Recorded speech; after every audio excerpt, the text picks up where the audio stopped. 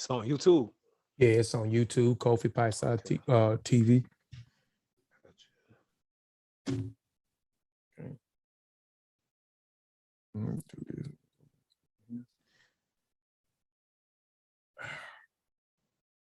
Make sure we live. It's on YouTube. Yeah, it's on YouTube, Kofi Piesie TV. Let me delete this off. Yeah, we live. All right, play the music, folks. We'll be right back in just a minute. I'll play something from Obu Fumani, I guess. It's Obu. Yeah.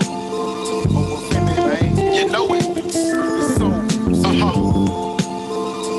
Shout out to United Front. Yeah. Hey.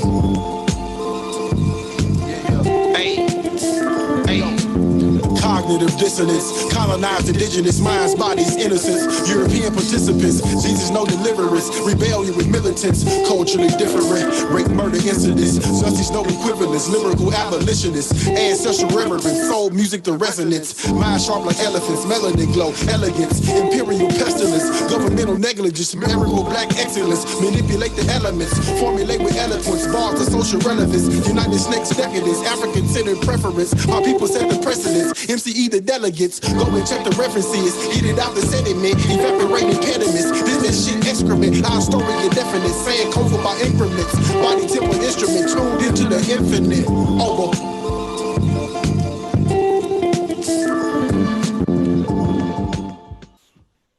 All right. Let me go back over here. First, I want to say peace and Black African power. Welcome back to Kofi Piesie Research Team TV with Kofi Piesie Research Team. First, I want to say ETM Hotel, Dua Duau, Dua Aankhu, Dua Necha, Fatmu Alafiye, Fatmu Wiwi, Fatmu Iwa Pele, Majuba Iba Ie Gungun, Majuba Iba Ie Gungun, Majuba Iba Ie Lakba, Majuba Iba Ie Lagba. I always want to give honor and praises to the ancestors, because without the ancestors, we wouldn't be here. Let me mute this. We wouldn't be here. I also want to extend honor and praises to the true and living elders, according to an African a perspective and from an African worldview. Because over here, because you are older than me, does not make you an elder. That song I just played too, by the way, if people interested, that is Oba Fumani. My brother, I was supposed to be interviewing tomorrow, but due to his schedule, we weren't able to interview him. But hopefully we'll be able to get him back on the channel, man. A dope artist, man. But yeah, man, this is welcome back to the Warrior Scholar Show. We have our 25th guest, Aankhu Manu Saa Benu. And if I tear your name up, Aankhu, man, just let me know, man. But before we get started, man, you know I always have to read the thing off. I don't have my eCam up right now, where I'm able to just go through these different scenes, getting it up, putting my stuff up on the screen. So I'll be reading stuff manually and showing you stuff manually today, because I don't have eCam up today. So again, well, you know, this is the New Independent African Academy. This is a place that we say that is a safe place, a place that you can come where this community have codes of conducts. It has mandates, and it has goals that we are trying to achieve and goals that we have already achieved. But I said every time I go live that I would read the New Independent African Academy codes of conducts, mandates, and goals. So number one is never talk down on another NI member in public. Number two, no pseudoisms. Number three, research methodology. Methodology must be followed. Number four, those that are ready and willing to learn. Number five, support other members. Number six, disagreements handled in private. Number seven, no one is above correction. Number eight, we must stand on Black Africa and its descendants and diaspora. Number nine, zero tolerance for dishonesty. Number 10, Iwariri is the standard for all No selfless acts is number 11. Number 12, no scamming. Number 13, no pedophilia. Number 14, no disrespecting Black women. Number 15, race first. Number 16, supporting Black businesses. Number 17, integrity. Number 18, must possess the will to learn. Number 19, each one teach one, or what we like to use over here, as I learn, we all learn. Also, the goals for the new Independent African Academy is producing more authors. Number 2, producing exceptional men and women. Number 3, institutions for learning. Number 4, entrepreneurship. Number 5, scientific literacy. Number 6, scholarships for the youth. Number 7, long-lasting marriages. Number 8, creating rites of passages. Number 9, unifications. Number 10, multiple support groups. And we have already started achieving some of those goals that I actually named off. Peace to those in the chat. Y'all please like and share the show, please. I didn't get a chance to share the show, but please like and share the show. Peace to those who are watching. Peace to those who may be looking at this later on in the archives, but I know they'll start to pile up in here in a minute here. All right, let me go back over here. Now, our guest that we have today is Aankhu Menu Saa Benu. So, Brother Aankhu, could you briefly introduce yourself for people that may not know, know who you are, and y'all please give him a round of applause. Duanater. Okay, yo, I appreciate you, brother. Definitely want to say Uncle Jasineb, life, prosperity, and health. Peace to you, to the good brother, Sutek, and to the illustrious, your illustrious audience. I appreciate the opportunity to, come on the, your platform and, build with you, brother. My name is Aankhu Menu Saa Benu, also known as Aankh Benu. And, I'm hailing out of New Orleans.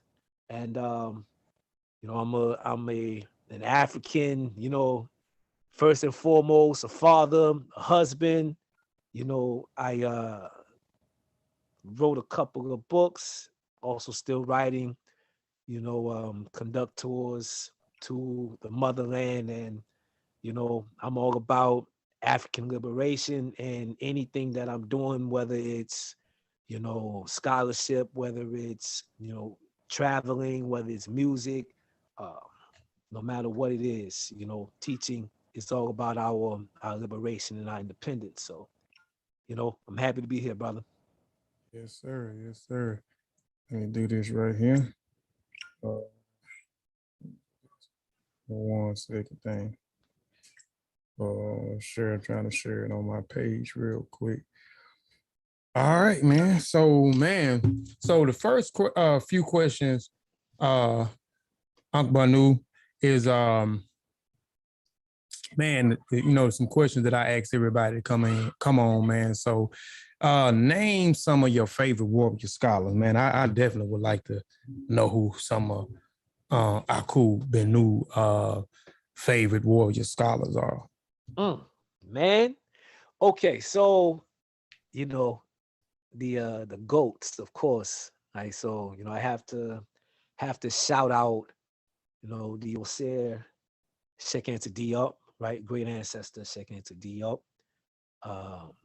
The illustrious elder Theophilo Benga, the great ancestor, Yosef Ben Yakanan.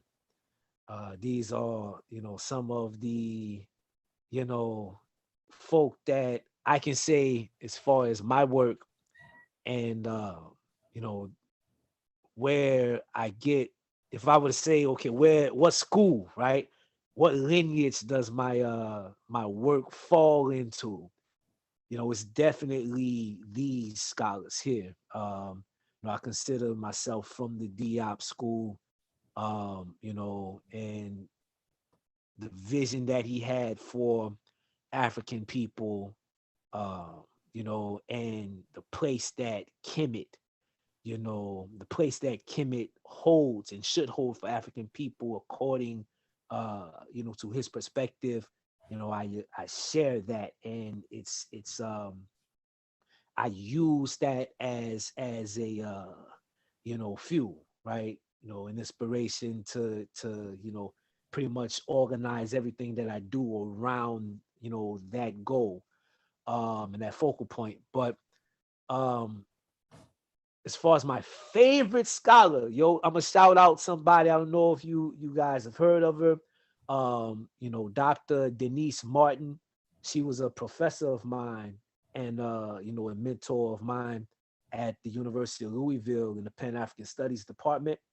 And you know, I can say that when I was really coming into my own and, you know, made up in my mind that, you know, I wanted to dedicate my life to teaching our people, you know, and, you know, dealing with you know, whatever I was going through psychologically and emotionally. This was someone that I could go to, I could talk to, you know, and I learned a lot, from, you know, Dr. Martin. So Dr. Denise Martin, she's my one of my favorite scholars in Africana studies.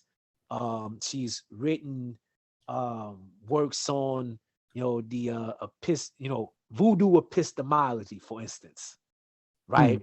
You know, Dogon cosmology, ancient Kemet and Dogon cosmology, like these types of works where she's dealing with, you know, African ways of knowing, understanding, you know, African cosmology as an epistemology, right? And coming at it from, you know, I want to say she actually wrote her thesis on that. But yeah, you know, this is somebody that I hold in very high regard in terms of scholarship that you know, inspires me. Oh man, I'm when we get ready to jump off of here, man. Night, man, I'm gonna have to get her name again, man. I want to support the sister, man, and you know, get some of these publications you said she produced, man. I definitely want to check her out. Yes, sir.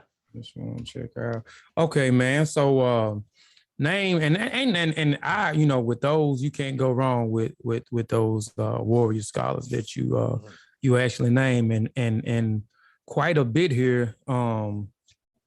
Man, those names are constantly coming up, you know, within you know, when I ask that question, man, and those are some of my go-to scholars as well, warrior scholars like a Sheikh Anta Diak and a Dilafala Obanga, you know, John Henry Clark, Asa Hilliard, man, and the list goes on, man. But yeah, man. But name the last book, and he does this every time I go live. My son calls me. Hold on, y'all.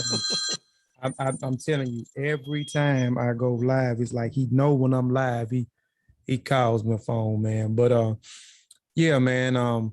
Name the last book you read of the book that you are currently reading. Okay, so the last book that I read probably would be man, I read so much. So let's say it's a book on, I got it over here somewhere. It's a book on the Tsar tradition, right? I just got it back not too long ago from one of my brothers that I got. Oh, that's something I don't do right there, brother. No, sir. I used to do that, man. I used to lend my books out, man, but they know how to come. They know how to come get them. Well, they used to know how to come get them. They don't come get. Used to know how to come get them, but man, they forget where I stay at, man. When I used to get them, I said, no, sir, no, sir. I'd like to lend you and get your own. If you ain't got no money, brother, I'll be glad to purchase you a copy and send it to you. Yeah. Okay, so the book is called Czar: Spirit Possession, Music, and Healing Rituals in Egypt by Hagar El Hadidi. Okay. Nah, I'm not familiar with that. So that's the book that you are currently reading. That's the the last book that I read, and yeah. Okay. And it's a good one. I'm gonna have to get that one from you too before I leave here too, man, to add to my library, man. Okay. Man, so all right. So what does Aankh Menu Saa Benu means? And I always ask this because most of the people that comes on our panel, you know what I'm saying, they have these African names and or some type of name. So and I be wanting them to explain the name because I be trying to get them to understand, the listening audience, is that in African culture, you know what I'm saying, names are very very important. And a lot of times these names are actually given to them by their parents. Some people have several 8 names. These names are given to them by, given to them by, in the community, these names are attached to them far as what is their destiny, what they are prone to do, and etc. So can you break down what does your name Aankhu Menu Saa Benu means? Okay, so I normally go by Aankh Benu. That's a shortened form of my full Ren, Aankhu Menu Saa Benu, right? And Aankh Benu, actually, one of my godmothers, Priestess Neferu from the Kemetic Culture Institute in Louisville, she said, okay, you got one of them long names, I'm gonna call you Aankh Benu. And it kind of stuck from there, right? But my full Ren, Aankhu, living or to live, one who lives. Menu, firmly, Menu firmly, one who firmly lives. Sia, right? The knowledge and of the Benu, right? The Benu is the bird in the Kemetic cosmology that is somewhat of the archetype or the prototype of the phoenix. Right? So if you're familiar with the phoenix from Greek mythology, the Benu is that's where they get it from the Benu. And the Benu, represents, the cycles of life and the cycles of time and, death, rebirth, resurrection or regeneration, etc. So on. This is what this is talking about. So it deals with living and resurrecting the knowledge of our ancestors, but not just living, but going hard. So that's where the firmly part goes in. One who firmly lives, consistently lives, one who endures in living the knowledge of the Benu. Okay. So, and what is, for people that may know, you said my full Ren. So what is Ren for people that may not know? What is he talking about when he said Ren? Yeah, Ren is the term for name in Medunate. All right, so Ren means name, y'all, for people. I knew it. I just wanted to give some clarity to the people that may not knew. In the meta nature, the word in the meta nature for name is Ren. And I go by Ren E. Kofi Piesie. That is, my name is Kofi Piesie. So hold on, let me. Peace to my wife, man. It's in the chat. She's still in there, man. She'll get in the chat. I'll be on her about not supporting me. and Uh-oh. she'll get in there sometimes, and I'll be missing, especially when people start piling up in here like they starting to pile up in here now. I be trying to, acknowledge everybody, man, and man, sometimes I don't see her right away, man, and boy, she'll let me have it. So peace to my wife that's in the chat, Nanyamika Nelson. That also is an African name, which means patience, and she has none of the above. So, well, anyway, man. Yeah, man. Let's. So, hold on. Let me go back up into my screen. So, all right. So, Hinisu. So, what is Hinisu? Hinisu. Okay, Hininsu, right? Hininsu, and I forgot to mention that in my introduction that I'm the founder. I got you. And leader, chief priest of Hininsu, which is for me that's a big deal as far as Hininsu. It's kind of like everything kind of centers around it. So yeah, I was definitely absent-minded in that. But the question is, what does Hininsu mean, or what is Hininsu? Both.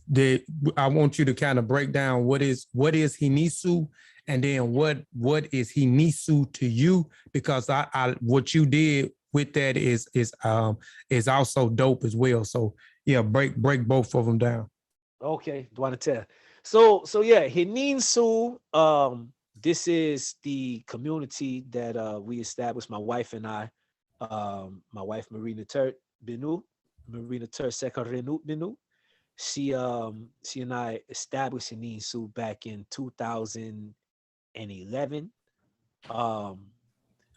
And we've been going strong ever since. It is really an intentional community that is organized and centered around the Nile Valley culture in Reconstruction. Let me say that, so I don't throw up any flags. You heard?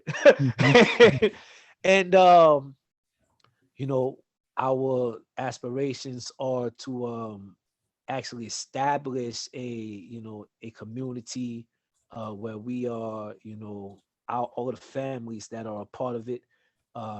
We come together, we break bread, we raise our children, we educate our children in traditional African culture. And we the goal is to actually purchase, in which we just did, kind of acquire a pretty nice size amount of land in Tanzania. The goal is to actually establish Hininsu on the ground, within, as an actual community, on the continent, and just do what Africans do. You know what I mean? Do our thing, the way that we see fit. Raise our children the way that we see fit. Educate them the way that we see fit. Practice our culture and our traditions the way that we see fit, and just keep it going, right? Something that we can own and and pass on. You know what I mean? So you saying y'all just purchase a significant amount of land in Kenya? Tanzania. Okay, I'm sorry. Yes, sir. Tanzania. Yes, sir. Man, that's man, that's dope, man. That's dope there, man. So y'all gonna start building the community in Tanzania. We're gonna build in Tanzania. Headquarters, the plan is Ghana, right? Okay. Yeah, but we just through a very good friend of mine who is Tanzanian, the opportunity came, and we had to jump on it, right? So man, yes, that's dope, man. Okay, so why Ghana, man? I'm asking. Ghana is man, it's a pretty expensive place, man. That is, and it is becoming one of the most expensive places in the world, man. Ghana, and I'm at, my lineage actually goes back there. far as on my mother's side, they migrated from Uganda into Ghana. My father's side migrated from Kenya into Nigeria, and Ghana was actually one of the first. Well, at first it was Kemet, because I was Kemet crazy. Definitely in the beginning of my studies, but then I began to venture more into West Africa, and I started dedicating all my time and studies into West Africa. So Ghana became one of the first places that I actually wanted to go, and I'm still going to go. I've been doing like a lot of research on there, and actually talking to. I actually interviewed a lady who is she has a traveling agency. She's into she has a traveling agency. She's a teacher, and she's an author, and she has a book. Let me see if I can and get it for people that ask. Hold on, give me 1 second. Let me see if I can find it here. I may have it here. I don't know what I did with this over here somewhere. I have to find it in a minute. So she explains Ghana and it being an expensive place and the things that they're actually doing, which is great things that they're actually doing over there. But I'm eventually going to go. I'm going to go do Gambia first, since I have a relationship with some people in Gambia. So I'm going to go to Gambia first. But why Gambia? I mean, not Gambia, but Ghana being the home base. Yeah. Well, from the offset, right? From the beginning when we first, established an INSU, we kind of intuitively receive some instructions to, focus on Ghana. And then, once we set our attention on Ghana, all of the seems as though things begin to kind of conspire to bring everything that we needed in terms of connections, resources, connections on on land and things of that nature. That's what kind of started it off. And then, as we went deeper into it, just from research purposes, it began to kind of make sense, as far as the language, not having to worry too much about overcoming, any crazy language barriers, since, they do speak the Kang's English or whatever, but we are actually learning Tree and all of that as well. But then West Africa, Ghana, in particular, some other places, Benin, as well. They're more. I think the practice of African traditions, not to say that they're like universally, embraced, but they're, the tolerance level is much more, is higher in West Africa, places like Ghana, places like Benin, places like Togo, places like Nigeria, right? It's more tolerable than, let's say, if we were to do it in East Africa, where Islam is probably a little bit more dominant. You know what I mean? Mm-hmm. So these are some of the things that we kind of factored in, places where we could, acquire enough land to actually build a community for several families, and we could do our thing, and it wouldn't be seen as something so foreign or something so sacrilege. You know what I mean? Oh, no doubt, man. That man, I commend you, man, on that, man. It's you working, man. Like I said, man, I'm glad that I got you on here, man, because you kind of been a little quiet, but you've been still working, man. So that's a good thing, man. So, man, and I hope that I'm able to be able to do some of those things like purchase, and I know I will be able to do, and I think probably the first place I do purchase some land, which will be Gambia first. Like I said, we have two of our books. Which ones are the Spears of the Mossi, Historical Survey in the Minds of African Warrior Scholars, Volume 1. And we have From Spears to Pen, a Historical Survey in the Minds of African Warrior Scholars, Volume 2.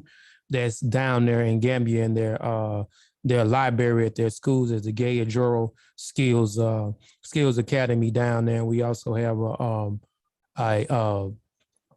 a scholarship where we help people to go to school there, by meeting a certain criteria that we have in order for us to fund them to actually go to school there. So we're working as well as in the motherland as well. But I mean, that'll be dope for us to actually get a piece of land, and we're actually working on something now, which we're finna roll out. I gotta actually meet with the brothers first, and the top of December, with their help, we're gonna start rolling out. We're gonna do a As I Learn, We All Learn tour in Gambia, man, and we're gonna try to raise some money where the no one will have to actually come out of their pocket. We already got everything added up where nobody will have to come out of their pocket and pay to go. So so hopefully we'll be able to get that down. So the goal is 2023 in October of 2023 we'll be in Gambia, man, with the As I Learn, We All Learn tour. And man, but yeah, like I said, man, that's dope, man, that y'all have acquired that land. But with the Hinisu, kind of break down the story, man. You kind of broke down that story about a Sar, a Sar in Kemet, and certain things happened where he began to establish my art, and said, but that's exactly where you got that the concept was from, right? Yeah. Hinisu, it comes up often, right, in the literature, depending on, I guess how old the book is. You might see it rendered a few different ways. I know in a lot of the old, early, Egyptological lit, they used to render it Sutin Hanin, right? Used to see that often. But Hininsu in the tradition, it's the place where the coronation of Osir took place, right? So that whole story, of course, they came into the country, found things in the in a undeveloped, uncultivated state, right? And the people as well. And they begin to teach them how to cultivate the land, teach them how to teach them the traditions, how to venerate the ancestors and the deities, right, the Netzeru. And through their work, the story, it says that they were so successful that the people decided to coronate them, right, as their leaders, and that coronation took place in Hininsu. Then there's a few other things there as well, like as far as scholars say that a lot of during certain periods, when the country was disunified, what's known as intermediate periods and whatnot. Hinisu was one of those places that were known for their scholars, known for their scholarship, and known for being custodians of the literature, right, and the traditions, when things would kind of go into shambles, right? So it's also supposed to be the domain of the Benu and all of these. There's a lot of things that kind of went into informing why we selected Himinsu as the as the what's the word I'm looking for? As the name, right, for our community. But those are some of the things, like, when we established it, I was actually coming out of my wife and I, we were coming out of the Osir Set Society, and being, members of the priesthood in there. And we were directed, to kind of take things in a different direction. There weren't too many organizations that I was aware of at the time. I know there's some other folk that have been doing their thing for a minute. But everybody was kind of approaching things from a syncretic point of view, or syncretic approach, as far as the reconstruction and practice of Nile Valley culture, right? So what I mean by syncretism, I mean, okay, mixing or blending it with things that they might have taken from Kabbalah, or things that they might have taken from Taoism, or Vedic Hindu traditions or tantric traditions, things they might have gotten from New Age, New Age, practices, or whatever the case may be. And we were kind of guided to, number one, learn the language, right? Learn Maduniter. And I was actually reading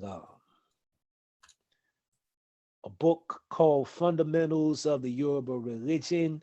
Subtitle is Orisha Worship by Chief Fama. Oh, and, man, that's good book, man. Anything that you see by Chief Fama, man, is a good book, man. I have I had three of her publications. I only have two, and one that I ended up gifting to Brother Ben, aka Black Panther.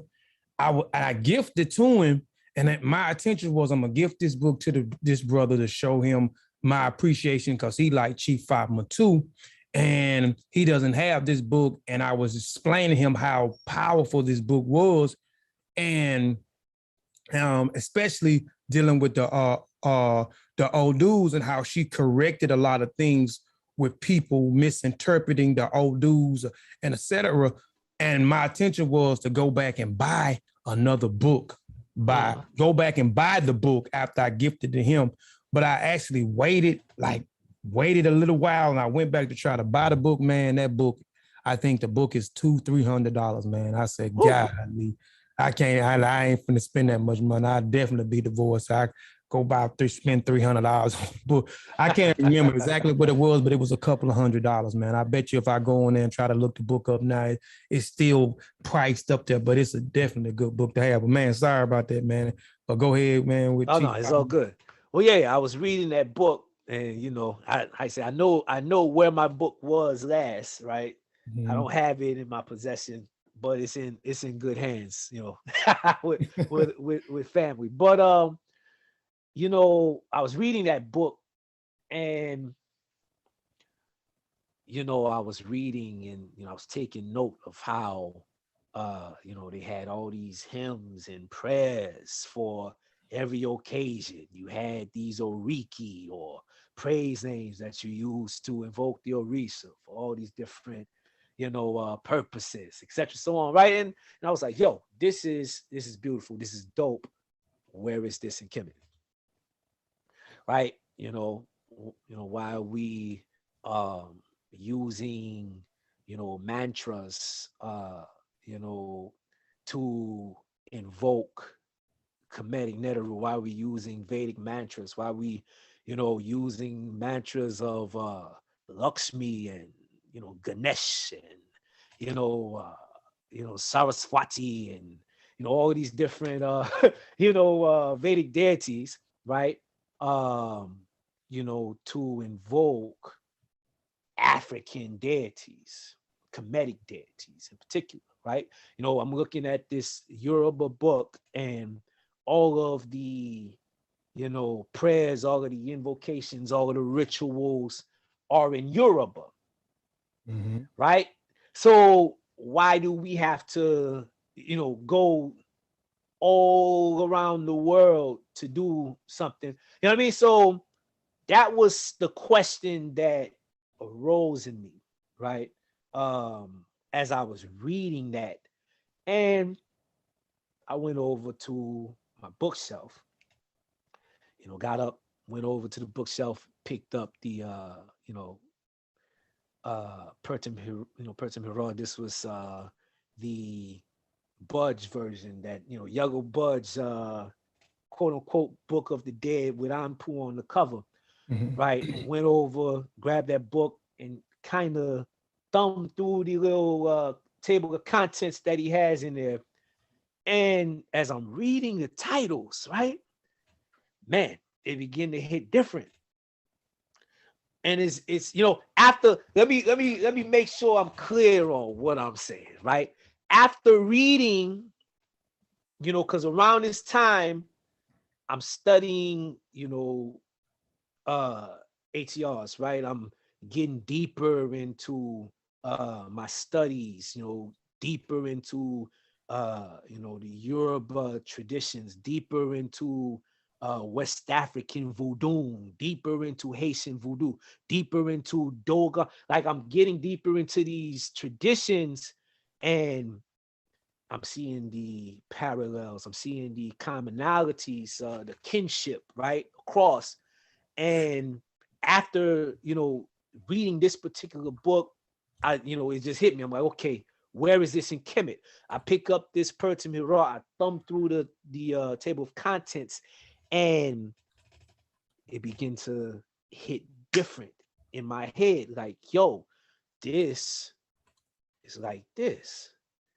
This like this over here. You know what I mean? It's like this over here.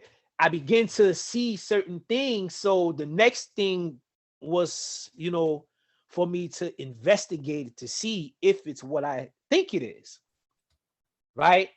Not just because it looks like it, right? Let me actually go deeper, because one of the things, you know, there were a lot of good things that I learned in Osir, that I got out of Osir. You know, anybody asks me, you know, how I feel about Osir society and Round F I'm in, I don't have anything, you know, negative to say. I say that, you know, there was a point in time where those teachings, those practices saved my life, right? So, you know, one of my biggest, you know, pet peeves is an ingrate. So I would never diss them. You know what I mean? But the language was not a focal point. Reading, you know, you know, actual literature from Kemet, right, was not really a focal point in Osir. You know, so everything that we got was through Raul Nefamin's books and his from his perspective, right? So the language isn't, you know, learning the language isn't stressed. So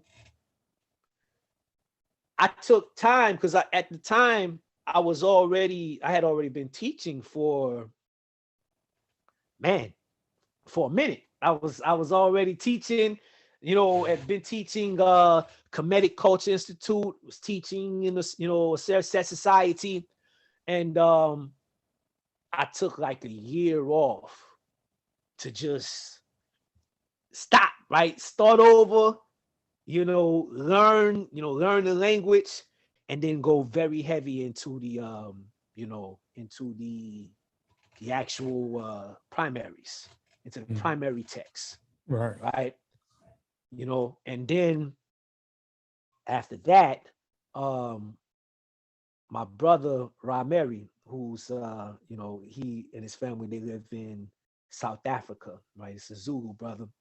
He hit me out of the blue one day, like, yo, pack a bag, we going to Kemet. I'm like, yo, stop playing. he's, you know, but he was serious, and he's like, find the ticket, and you know, send me how much it costs. I'm gonna send you the funds, and we go. Man, I found somebody please do that for me. Somebody. Go ahead, brother.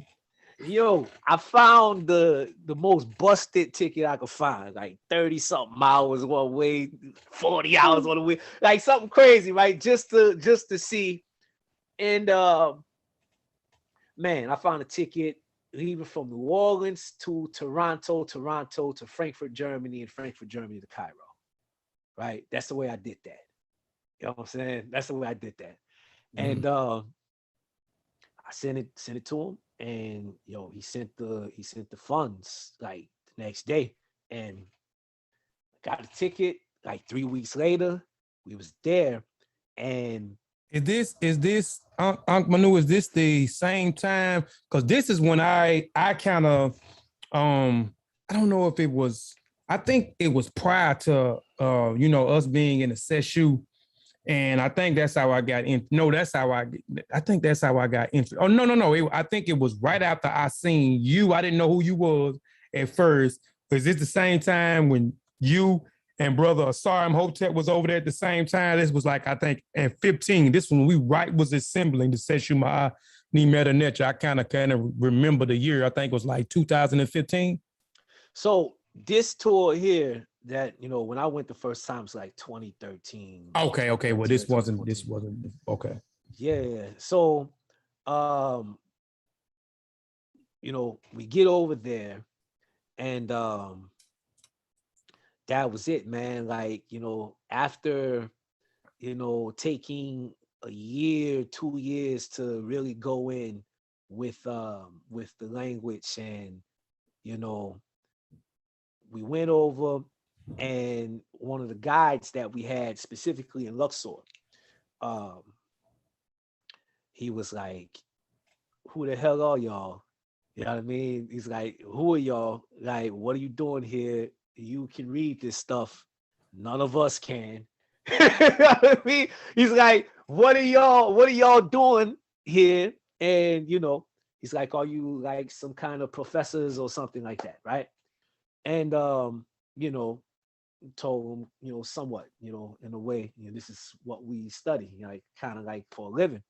And he was like, yo, if you ever get the opportunity to work here, you know, you should.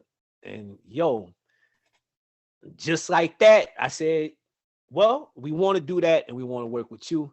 And that's how the tours got started.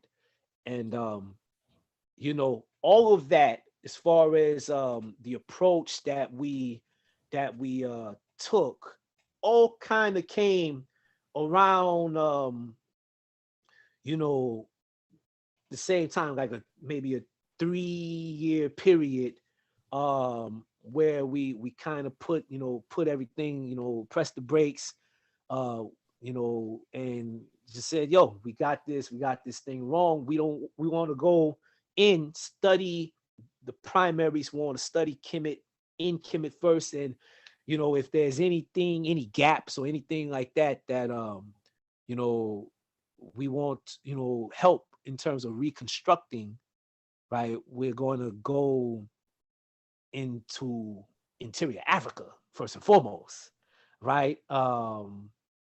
Instead of going to the peripheral, you know what I mean? Going to the periphery as far as, you know, Hebrews or, you know, Hindus or China or whatever, right? We're going to deal with Kemet, and then, you know, go into Africa, find what I like to call the continuity and kinship, what, you know, Dr. Diop called the cultural unity.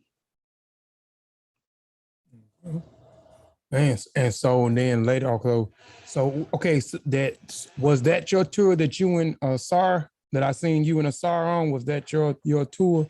Yeah, that was my tour. You know, it's funny. I had a dream one morning, and you know, Sar and I were in the dream. We were over there, just kind of traveling.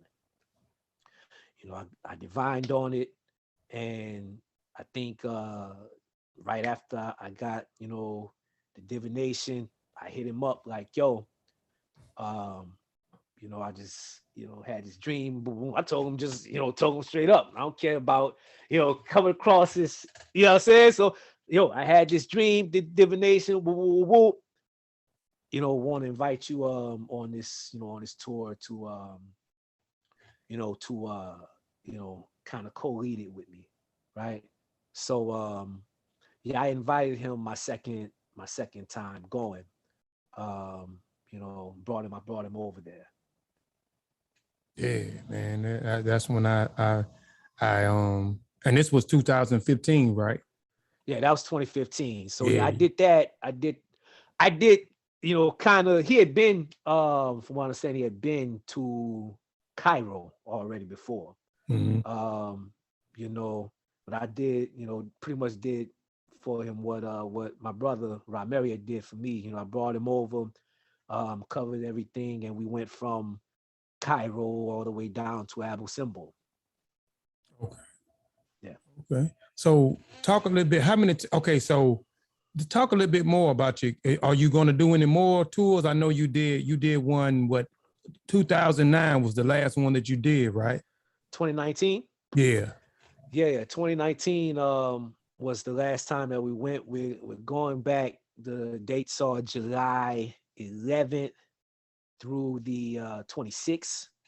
And we're gonna be getting back over there, with the whole pandemic situation. It kind of put a hold on everything. So I wanted to take some time and kind of study the situation, observe, how things are moving, and before we get things back up and running. But next summer, yeah, we back over there, back in business. So walk us through some of the stuff that y'all do if you go on the on your what is it, Kukim tour? Am I saying Yes, that sir. right? Yeah, Kukim. Yeah, for people that that may, hey man, I want to go over there to Kemet. What are some of the things that that y'all do on the tour over there, and then after that, for give out a little information on how they maybe can reach you if they're interested in going next summer to Kemet. Okay. Well, yeah, definitely. The Kukim Kemet tour. This is gonna be, man. This might be like my ninth. This will be like my 8th or 9th time going. We go twice a year, right? So we go in July and we go in December. The July trip is 15 days. The December trip is 7 days. Um, the 2-week trip, right? We actually go from Cairo all the way to Abu Simbel with stops in Luxor, Abydos, Dendera, uh,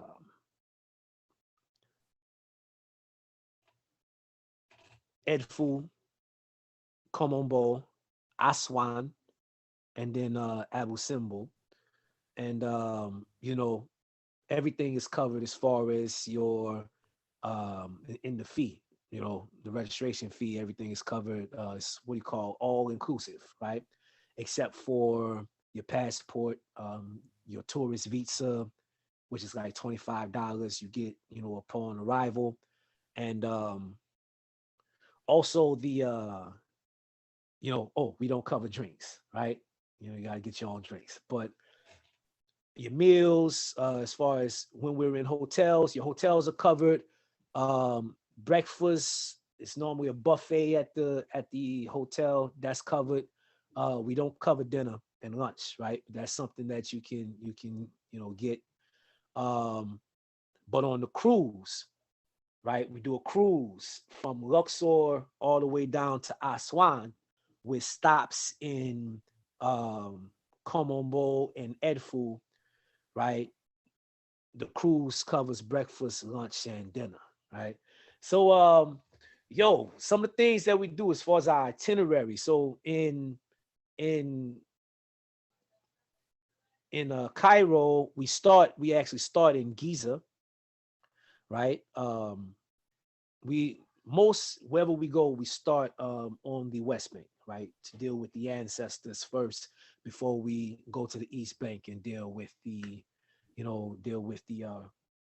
regular temples, right? So we start in Giza, Saqqara, right, visiting those monuments. You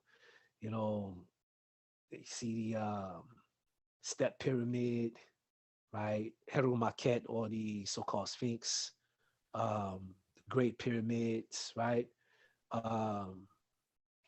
We went into Wanis, right? Into Wanis's pyramid, and got to see the pyramid text, his pyramid text. That's something that we do in Cairo. Also in Cairo, I take everybody to see the Zar practitioners perform, right? Which is very special, in terms of a lot of the ancient traditions, right, have been retained in music form in some of these places, right? So this is something that the traditionalists that remain, because there's only a few that are out in the open and are still kind of doing the thing, right, doing their thing. They perform at a cultural center called the Mackin Cultural Center in downtown Cairo on Wednesday nights, right? So I take everybody to see them, meet them, right? So you can kind of get that experience, So right? so would they be these czars? Would they be considered like the griots or the Jalis back in West Africa?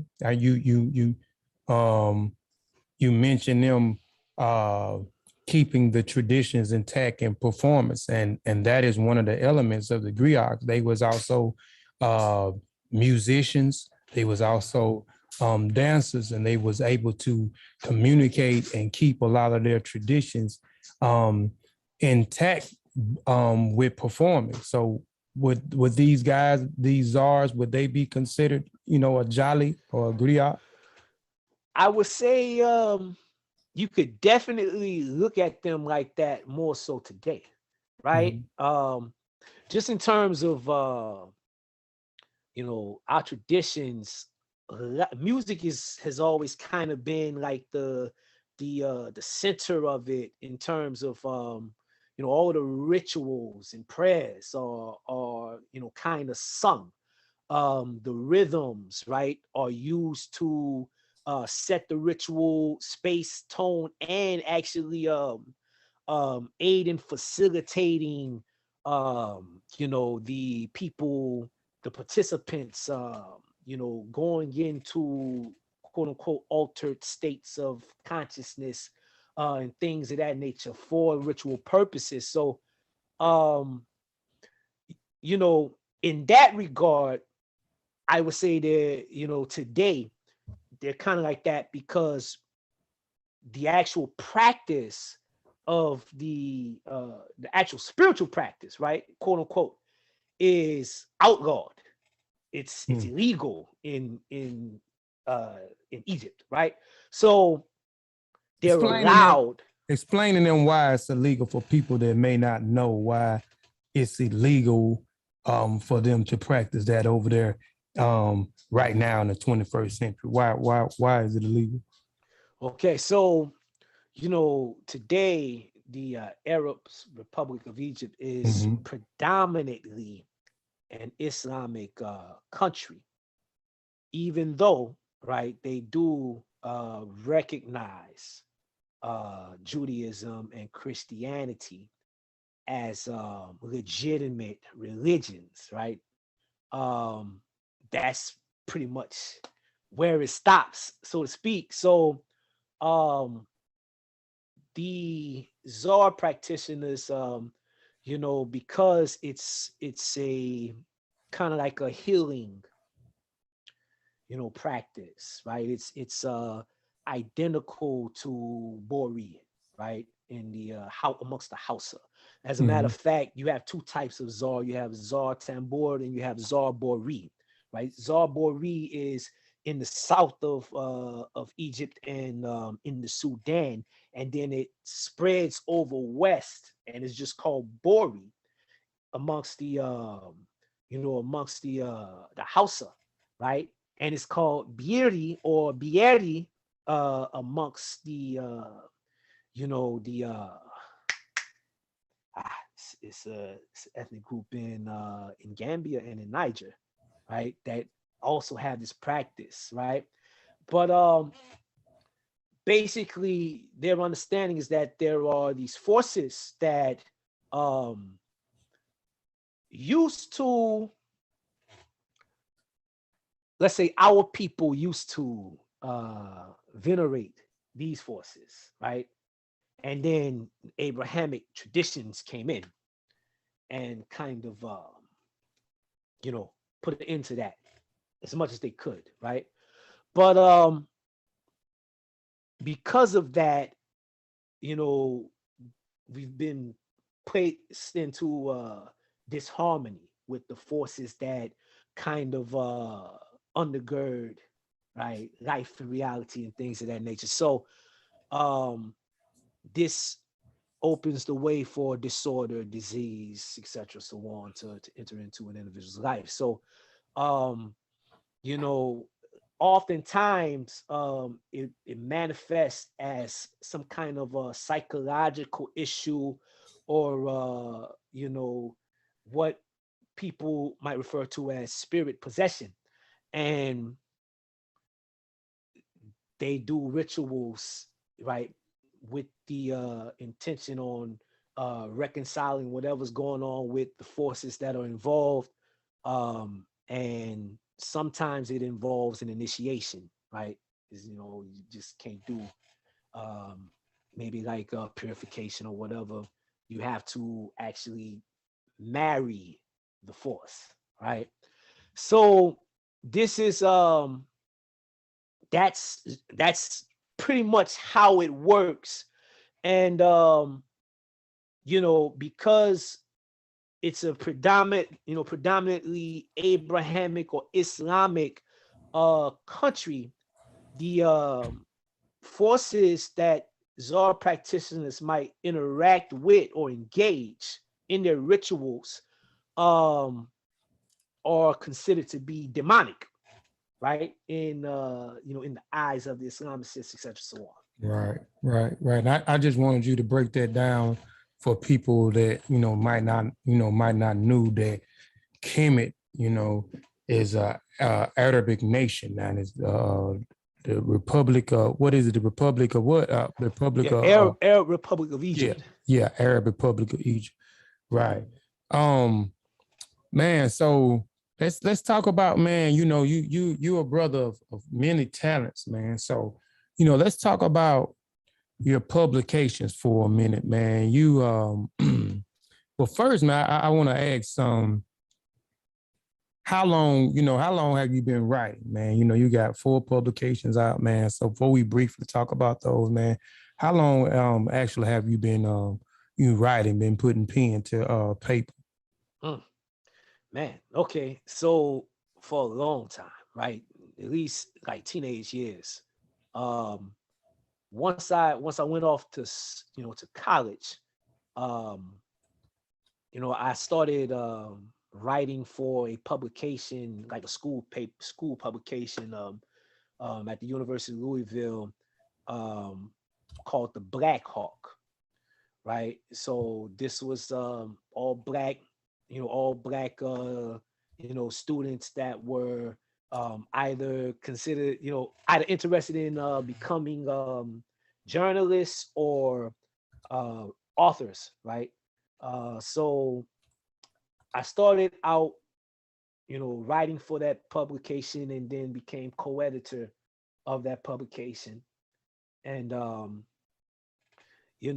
that was kind of that kind of opened the way for me to begin to practice, right? Writing about the things that I was researching, sharing some of my perspective, on the condition of our people, knowledge of self as I understood it at the time. I was able to, put it in this publication and, pass it around the campus, right? That got me started in a more serious capacity, looking at it like something that I could really do, for a living. You know what I mean? Mm-hmm. So Yes. what that process look like? What does, and I like to ask this to, to writers, people who have, published journals and articles and books, what that process look like, because again, not only are we interviewing, but we definitely, want to motivate and encourage those who may be leery of trying to write or don't even know what a process or the steps, what the steps look like to actually start to produce these publications. And I know everybody process is different, because I know my process is different than some of my other brothers when it comes to writing. But what writing and so what is that process like when you're getting ready to get in and you're getting ready to write a book? What that process look like? Kind of walk us through the step by steps of what Aankh Benu do in actually preparing, initiating to write, organizing, combining, research, reading. So what that look like for Aankh Benu, your process? Okay, so first and foremost, right, it has to be worth it to me, right? Mm-hmm. If I've decided to write, that means I've decided that, okay, it's worth it, and I'm going to take time for it, because I say, like, I don't just write just to write. I don't just read just to read. You know what I'm saying? Like, everything is kind of has a point to it. You know what I mean? Mm-hmm. So if it's something that I think hasn't really been done, then I'll consider actually getting involved with it. But as far as my process, let's say, it depends on the type of literature too. Because I have works that are considered quote unquote fiction or historical fiction. Then I have actual scholarly work. So, Re-memering Osir, right, 600 something pages. Mm-hmm. It took me like 4 or 5 years to write that. You know what I mean? Started off, I say, that was kind of like the culminating point, was writing a book, kind of documenting everything that I had been studying for maybe the last 4 years, right? The 5th year culminated in writing that, writing that book. And this is I try to kind of envision the big completed picture, right? Completed work. What is the purpose? What is the point? What is it that I'm trying to convey? And what is the most effective approach and methodology for me to convey it? Those are the questions that I kind of ask myself and begin to brainstorm on. And then from there, I'll put together like a rough outline of topics that I think are critical to the subject, right? So, like, Re-memering Osir was built along, I use a model that I call the pillars of African spiritual traditions, right? And these are things that I consider to be to a certain extent universal in African traditions.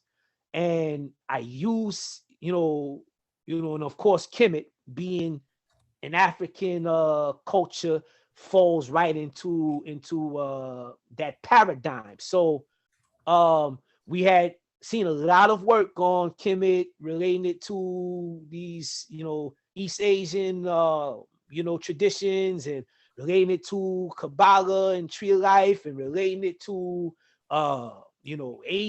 these Chinese or Japanese practices, whatever, all this stuff. So I hadn't seen too many works where they were connecting it to,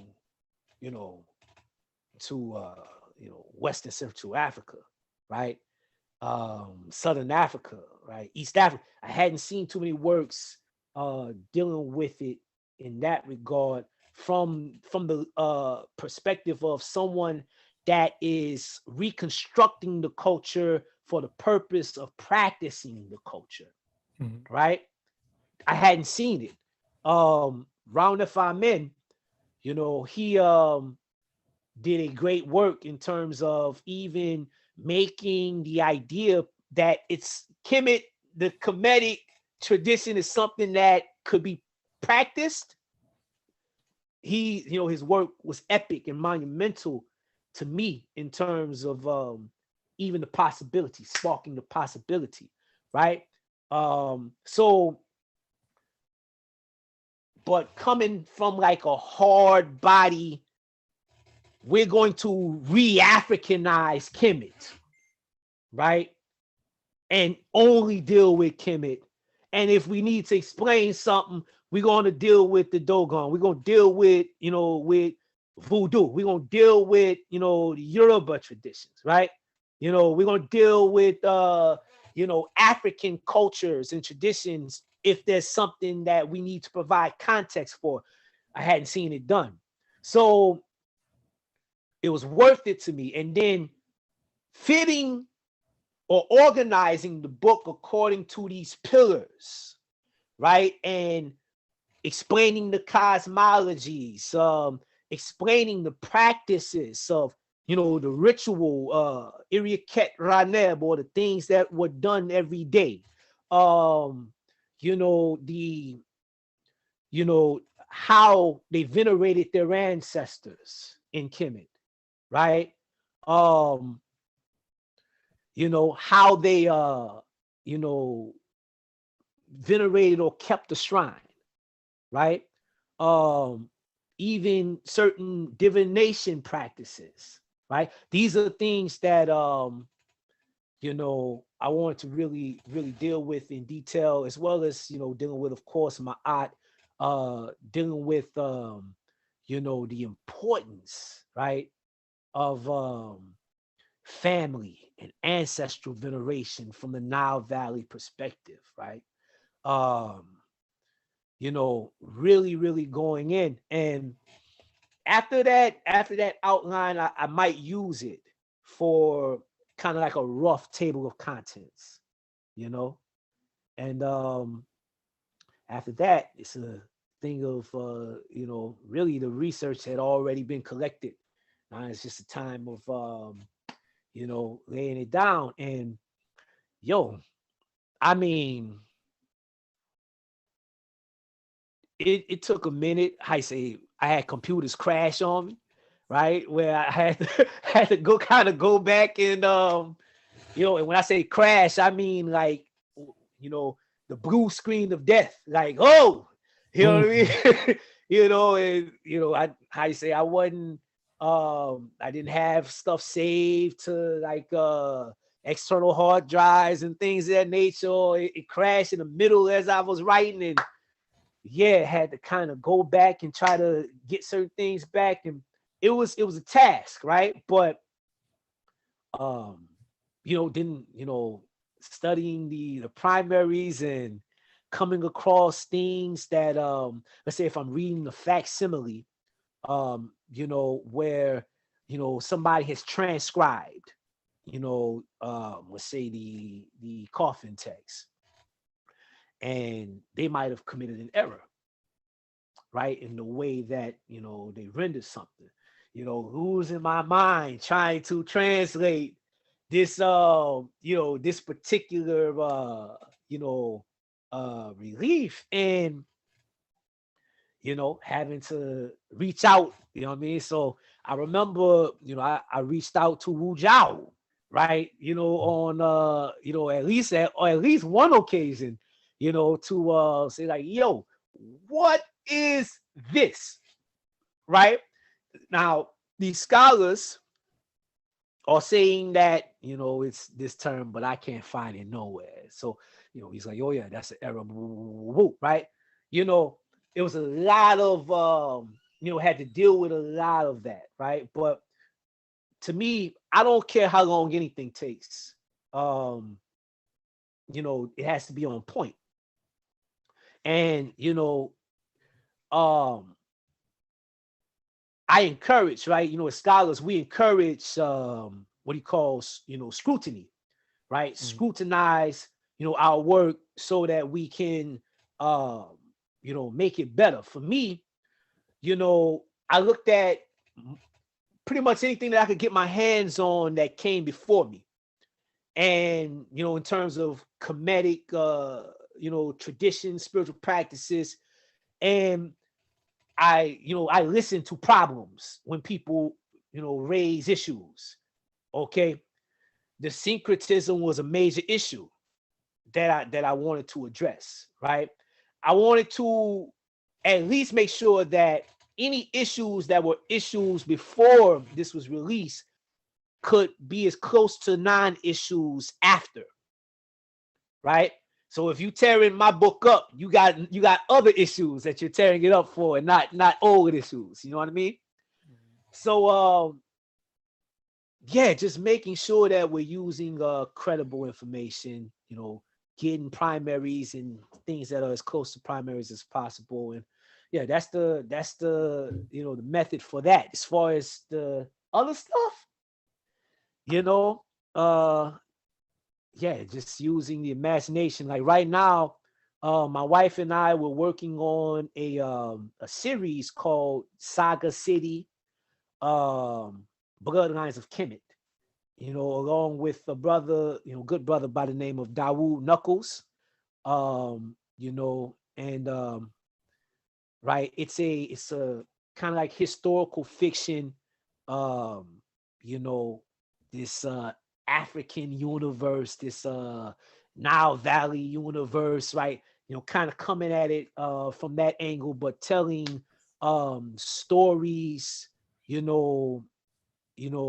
but in a way that's really trying to go after our youth and our people that kind of like Marvel, like Harry Potter and things of that nature, really getting into it and telling those stories in a way that's imaginative and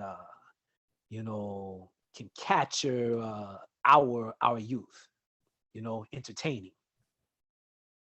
So, and y'all got about what that series is up on the new platform that Amazon got out. What is it? Amazon Villa or something like that? Amazon Villa. Yeah. So, and y'all got about 4 of them up there right now, the series, right? Yeah, about 4 or 5 in, and we took a little break because we had a change in scheduling, right? I kind of took over as far as like the homeschooling of our daughters, and my wife just started a new what's the word I'm looking for, new gig, right? Mm-hmm. So having to take a couple of weeks to get reacclimated to things, and we're gonna get back to it. But yeah. So how do they go on about if they wanted to with it? Because I know you hit me up I think last month. It might have been like a month, 2 months ago. You hit me up about it, man. And and I don't know if because I I think you had one of them up at the time then. So is it a thing where they purchase, or how do they get on this new platform, the Kindle Villa, to order to see those series? Yeah, so it's kind of interesting. Amazon is, really everybody, I think today is kind of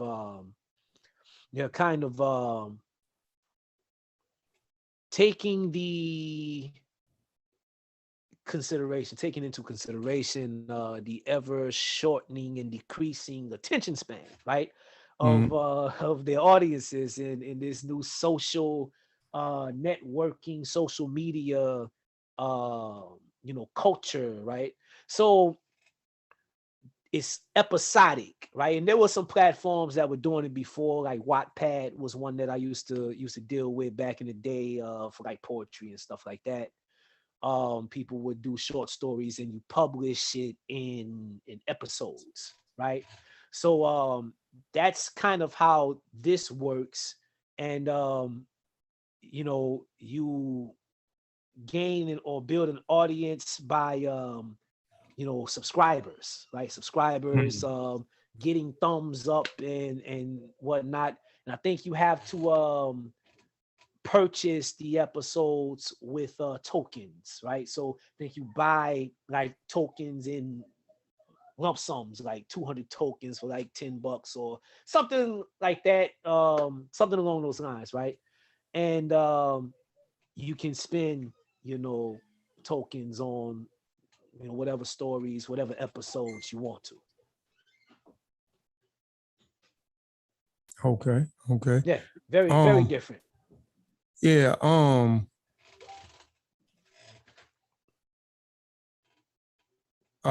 Yeah, let's talk about, man. Okay, so you published Remembering Osir. What was the other one? Avenging Osir, and the key to Eden.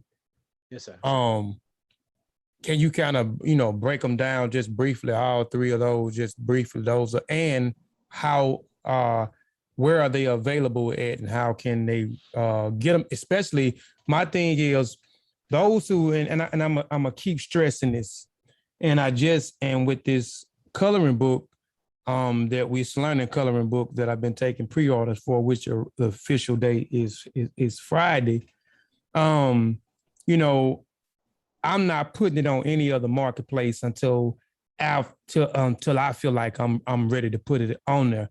We have tons of books out, and I tried to get the people to understand that if the author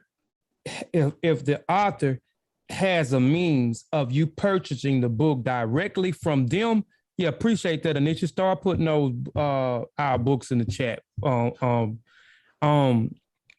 If the author has a means of selling his own intellectual property, why would you go to these other marketplaces and buy them from these other marketplaces when the author has a means of you purchasing it directly through him, whether he just has it at the house and he has a number where you can call, or they have a website where you can actually buy directly for them.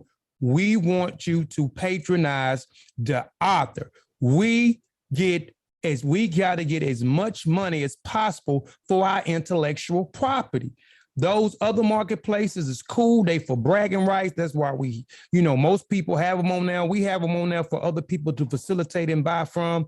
But go through us directly, man. Go through us. At first, I was saying it was cool. But now I'm saying, man, we keep stressing this too many times. So y'all know that we want y'all to actually purchase directly from the author. So if the author, again, has a means where he is actually selling his own intellectual property, please purchase the book from that author. I just wanted to put that out there, because if you're selling yours directly, I want them to go directly to you and purchase your copy. But briefly, talk about those three publications: Remembering Osir, Avenging Osir. Well, you already kind of talked about Remembering Osir. a little bit, kind of talk about Avenging Osir and then the key to Eden. Okay, like I said, just to kind of let everybody put an eye on Remembering Osir. I'm gonna hold up a copy just so you kind of get it in your, get it in your eye, right?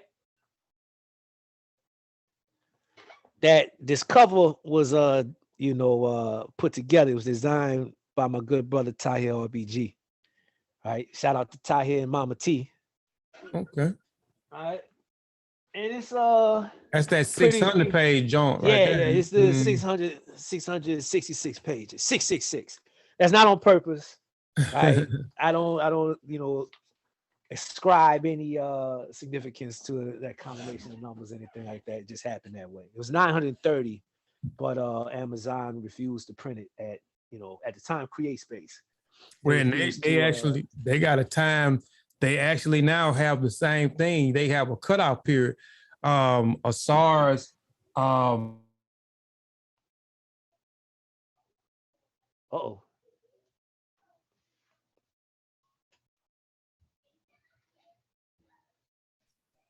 Did he fall out? Yeah, he fell off for a second. Yeah, he'll be right back. I think he was asking about the Osir book though. Yeah, let me go on with that. So, Avenging Osir, is the story of Osir, Oset, Heru, right, and everything that transpired, according to the tradition.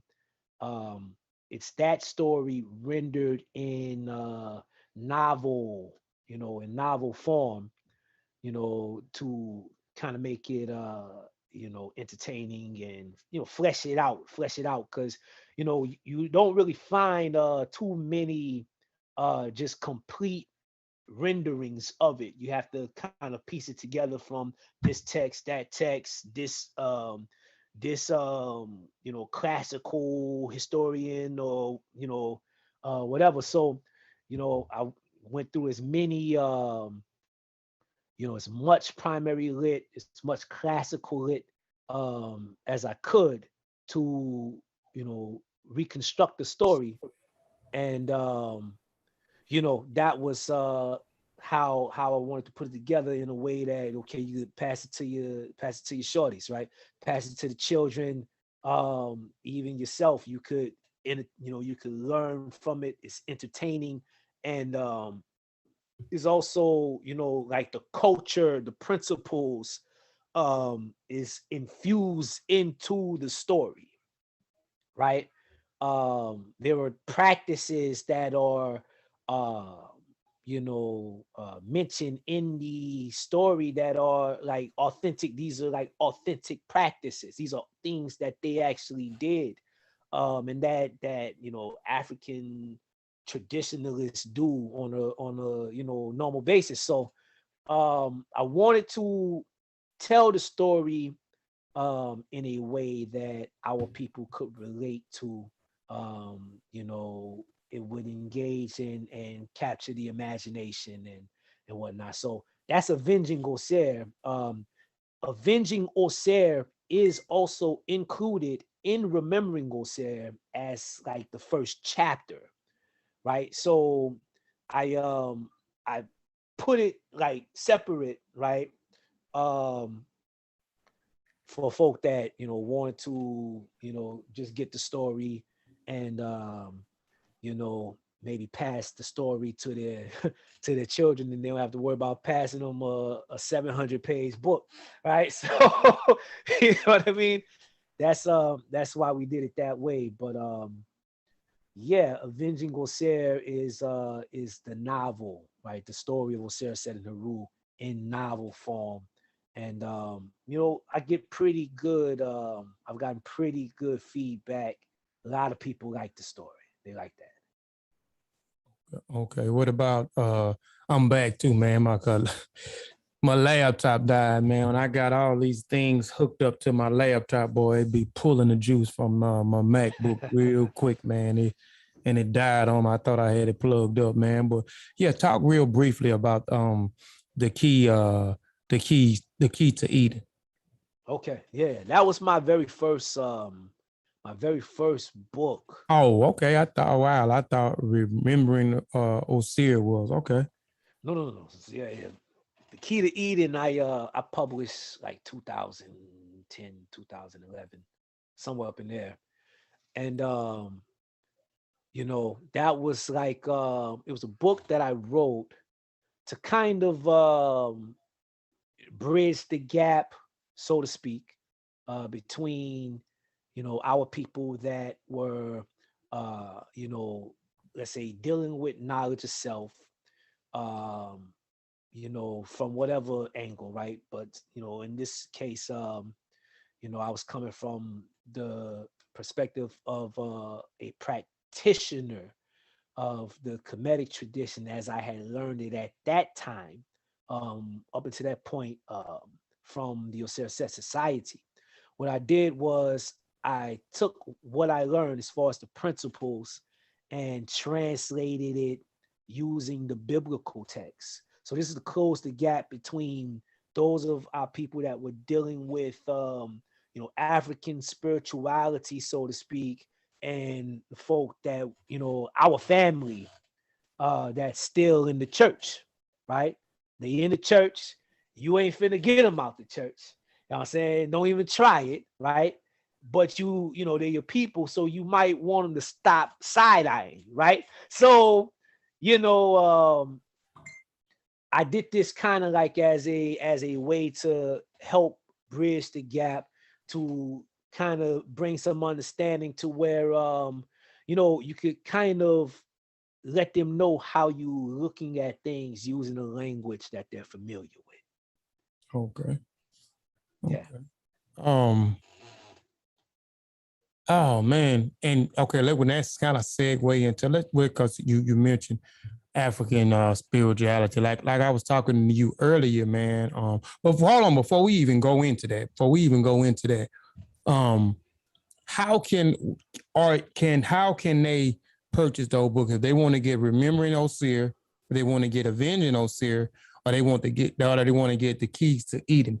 How are they able to get that? Do you prefer them going to other places and get it, or do you want them, or you have a platform that they can purchase those books directly from you? Yeah. So, like you mentioned earlier, of course, when you buy direct from the author, especially if you self-publish, you actually, the bulk, right, of those funds stay with the author. So I definitely prefer, right? Definitely prefer that you order direct from www.henensu.com. That's HENENSU.com. You go to henensu.com, you click on shop, right? And it's going to take you to the marketplace. You click on books and you'll find all three of those books there. And that's preferred, but it is also available on other marketplaces. You can find it on Amazon, etc. So on. Yeah, but we want you, we want the family, please go and purchase that book directly from the author. So he has a means of you purchasing the book directly from them. You want, please, you want to support, you're supporting by going those other places. But if you want the person who took his time or her time to read, research, organize, write, go through scrutiny with other people through peer review, asking, buying other material, you want them to get as much of their intellectual property as possible. And you want your book on time, they want their money on time. When you go through these other marketplaces, it may be a whole month or so before, it just depends on what market you buying it off, Amazon, Barnes and Nobles, Target, Ingram, eBay, et cetera, you want to support them by making sure that you buy directly from them, because again, they want that. It's an equal exchange. You giving them something, they're giving you something. And if they gotta wait, you gotta wait a whole month and a half to get your book, you're gonna be looking at them side eyes. You got your property, you got what you want, but they ain't got what they want yet. And then when they get what they want through those other multiple places, now they got to split it 60-40. Now they got to split it 60-35. Now they got to split it 55-35 or 40. So we want the author to get almost 100% of his intellectual property. That's why most authors has a means of you purchasing directly through them. But let's go on. I just, I just be wanting to throw that out there, as well, man. But let's go, man, with, and we'll end it in a few minutes, man. But let's talk about, I was telling you about African traditional religion. Now, I have a book that I purchased, a book that I've written. It's called African Spirituality. African Spirituality. It's called Beautiful Lessons About Kimoyo. And Kimoyo is a term that was introduced to the community by Asar Imhotep, which he got from Dr. Fukiao. And he actually introduced the community to Dr. Fukiao's work, professor intellectual from Central Africa, right?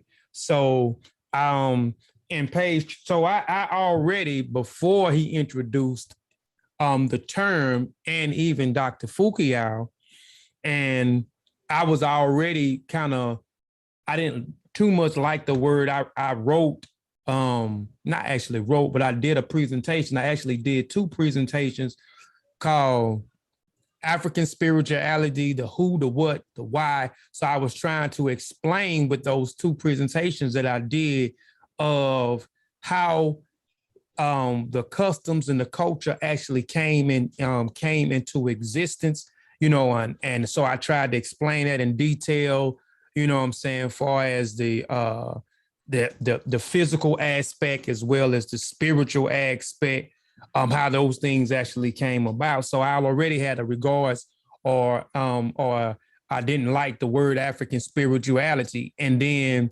later on, like I said, in the community, you was the first that I heard was like ATRs. And like I said in the beginning, I didn't know what ATRs were. And I'm like, I'm reading a whole lot of stuff, but I'm not coming across. And then later I started coming across some more material and especially dealing with that subject matter. So I started seeing it a whole lot. And then I started engaging with people in Ghana. I started engaging with people in Nigeria, and they was also using the term as well, African traditional religion. Mm-hmm. And so I started doing some research on the African traditional religion. So my thing was with the African traditional religion was, I feel like we didn't have no agency over the words. So I wrote about it briefly, and I touched about it a whole lot in that presentation. But on page 24 of my book, Beautiful Lessons About Kimoyo, I ain't gonna even read it. I said I was gonna read it, but I'll read this part here. It says, the term African traditional religion is used in 2 complementary senses. Loosely, it is encompass all African beliefs and practices that they are considered religious, but neither Christian nor Islamic. The expression is also used almost as a technical term for a particular reading of such beliefs and practices. One that purports to show that they constitute and systematically hold a religious comparable to Christianity or any other world religion.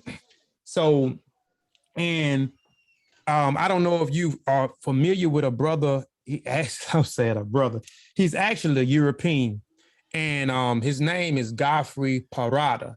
And Godfrey Parada in 1954, he actually coined this word African traditional religion.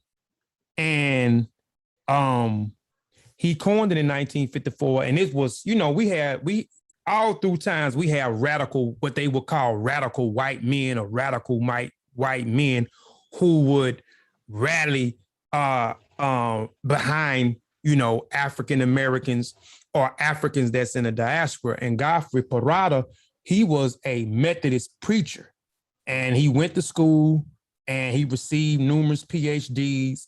And he was also a missionary. He wrote tons of books that a lot of people actually now, a lot of our African scholars that eventually I started coming across that was using this terminology of African traditional religion. A lot of their books is named after the term that Godfrey Parada actually created.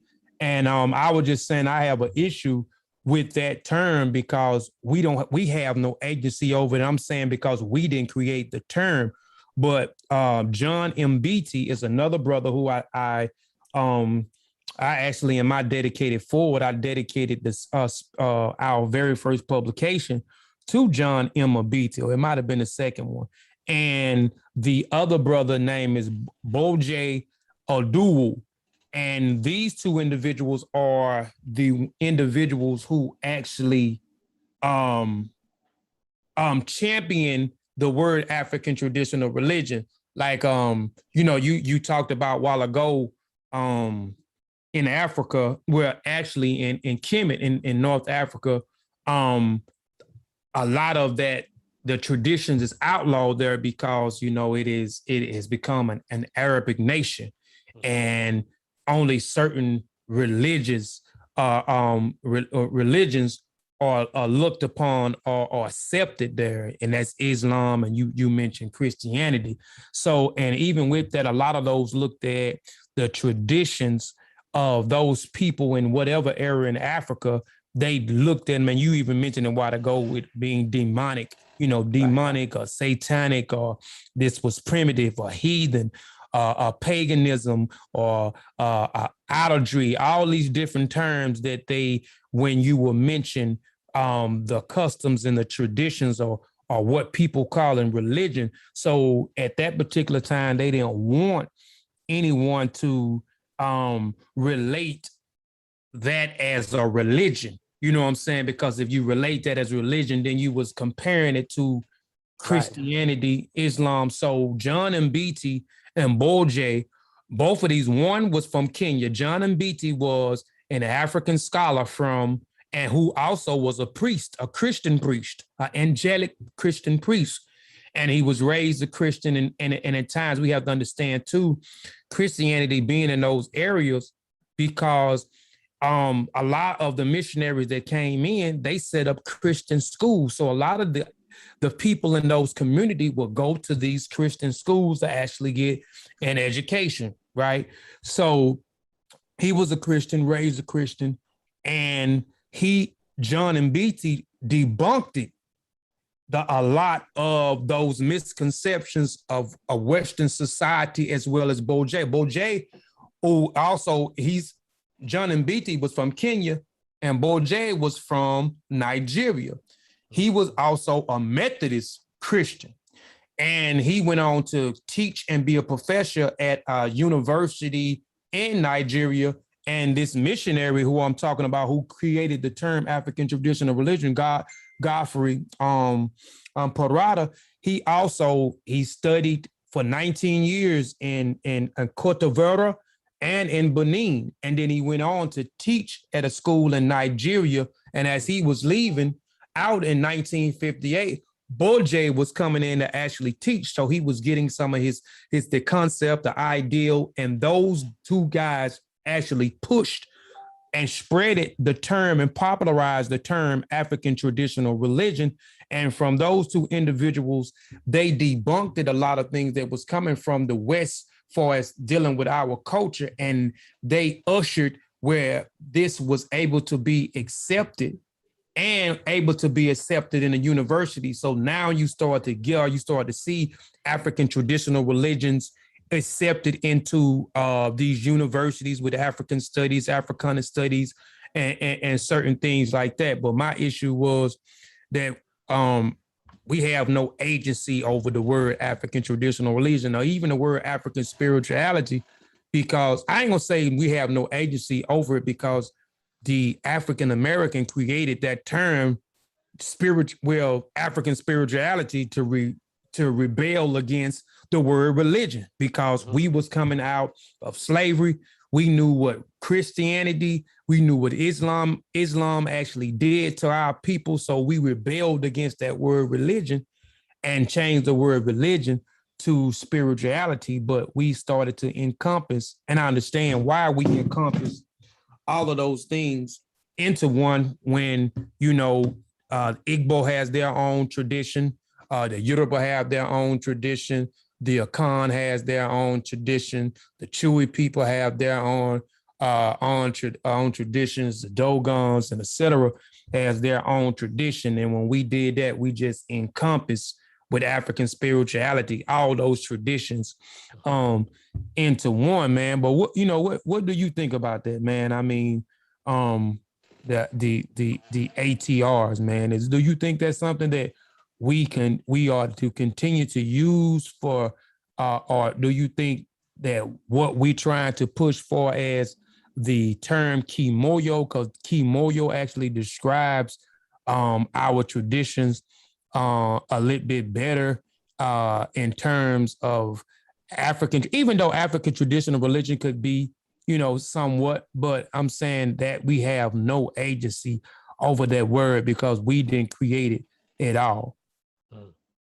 Well, I think like with anything, it's, it boils down to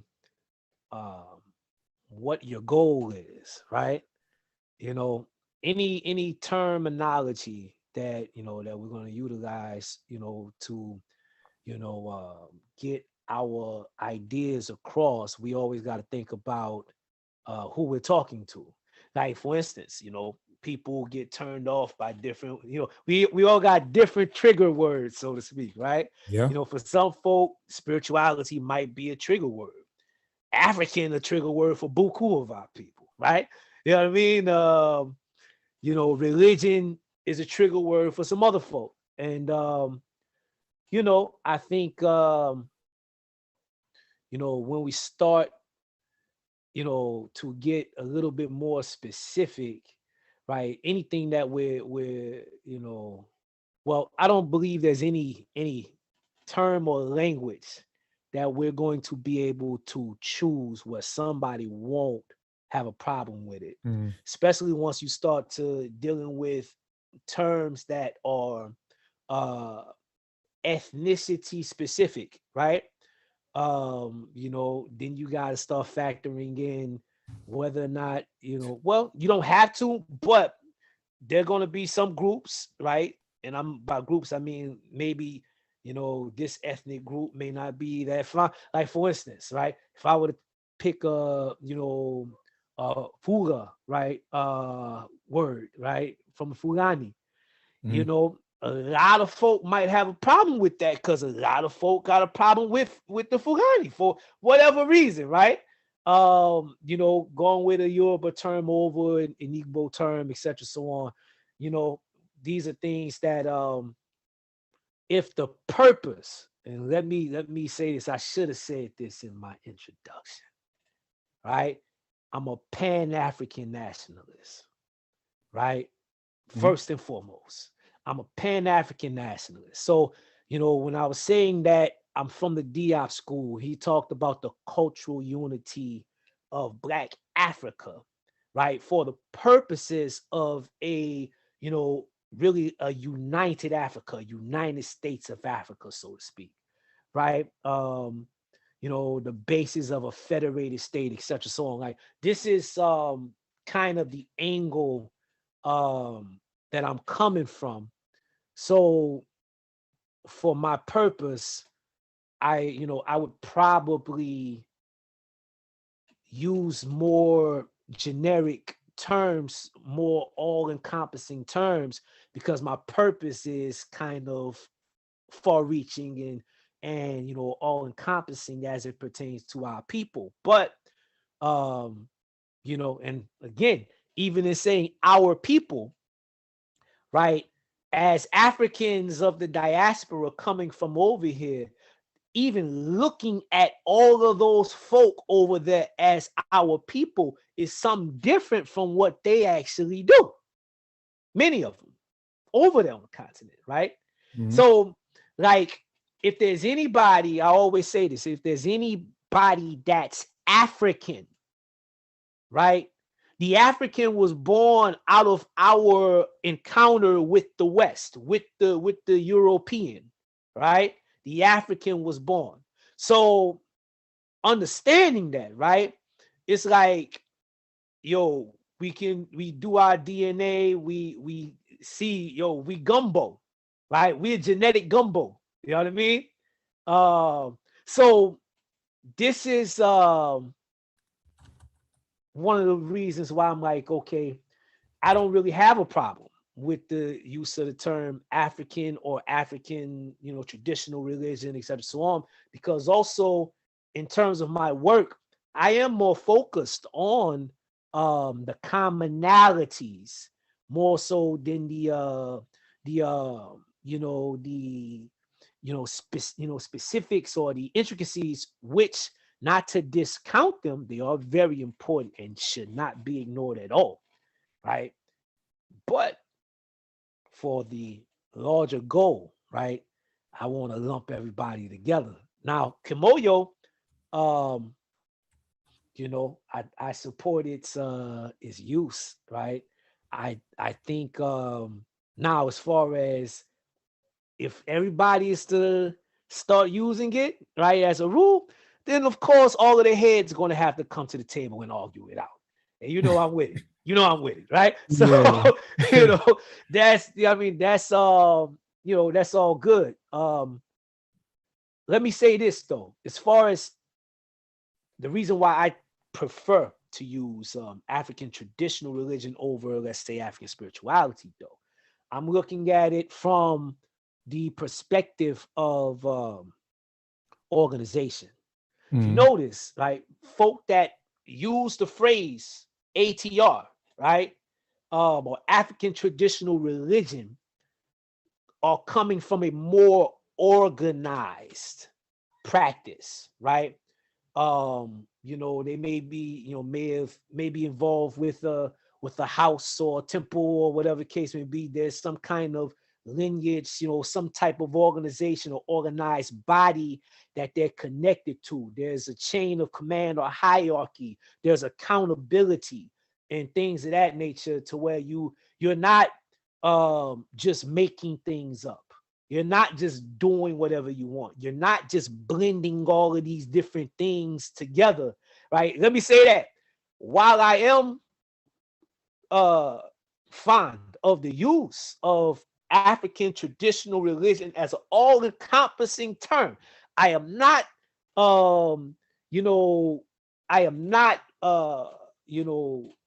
what's the word I'm looking for? Promoting, blending traditions and Mhm. practices, right? Keep everything where it's supposed to go. You know what I'm saying? That's not to say that if you find or learn something, from another culture, that you can't incorporate it into your life, etc. So on. But as far as like blending traditions and practices, like you want to have Buddha on your Tahuti shrine, right? Or you know what I mean? Got I Buddha go, sitting up there by Jehudi, huh? you know what I'm saying? Like, or I go to get, I go see a Babalawo, for Ifa, divination. And when I go to sit with him, you know what I'm saying? I see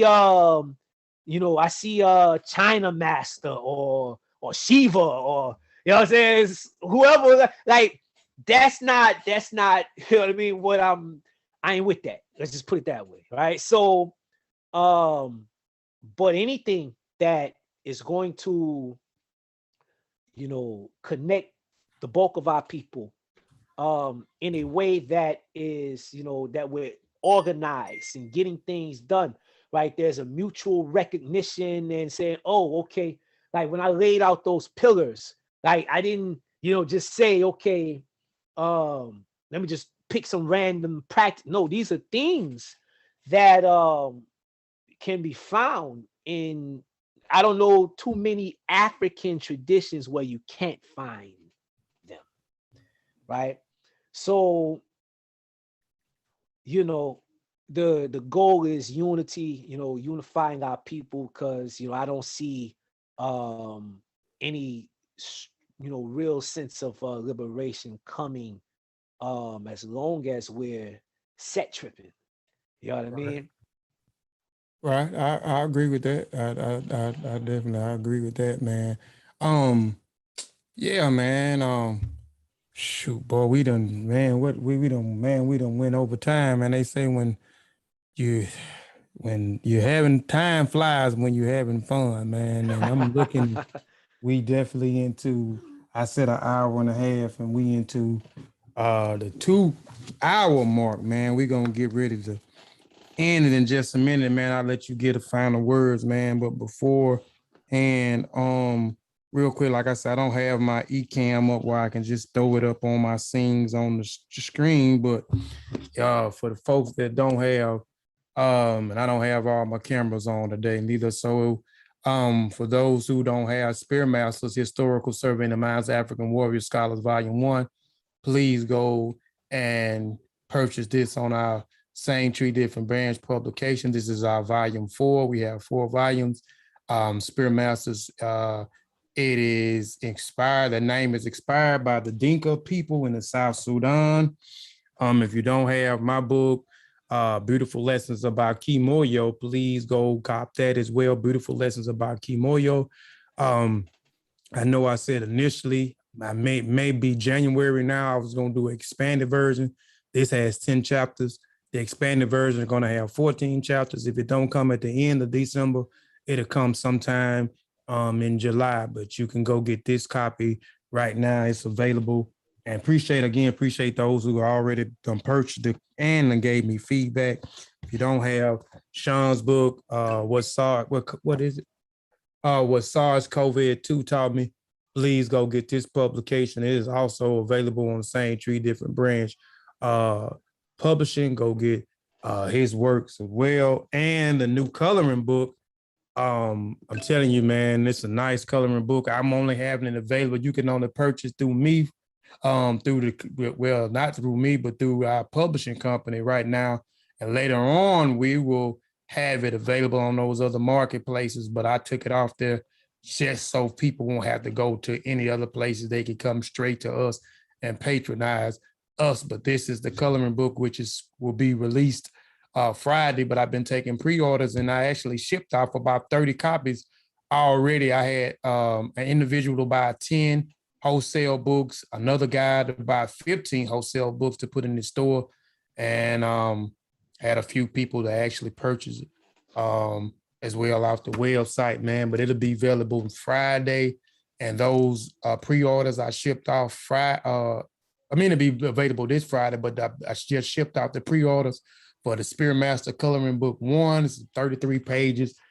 Coloring, I got 3 characters in the book, Chiki, Kojo, and Albino, who will be teaching the kids actually what they are learning. It's also available on Same Tree Different Branch publishing as well. But brother Aankh Benu, and also please go and purchase your copies of Aankh Benu books from give them that website again so they'll know exactly where to go. To his website.